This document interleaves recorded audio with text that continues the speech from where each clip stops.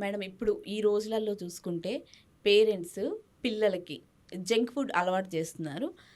నిజం చెప్పాలంటే పిల్లలు కూడా అలాంటి ఫుడ్నే ఇష్టపడుతున్నారు. దీనికి మీరు పేరెంట్స్కి ఏం చెప్తారు మేడం?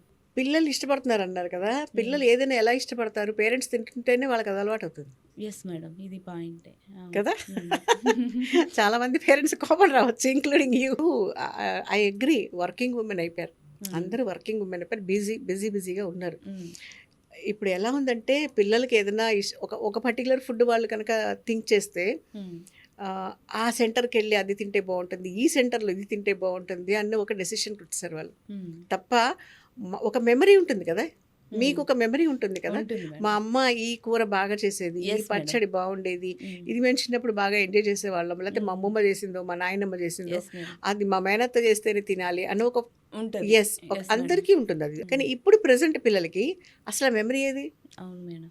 ఆ సెంటర్లో ఇది బాగుంటుంది, ఈ సెంటర్లో ఇది బాగుంటుంది, ఆ హోటల్కి వెళ్ళి ఇది తిందా, ఈ హోటల్కి వెళ్ళి తిందా, జొమాటోలో స్విగ్గీలో ఏ ఆప్షన్లో ఏది పెట్టుకుంటే ఏది బాగుంటుందనే ఉంది. Okay, let them enjoy outside food, నేను కాదనట్లా.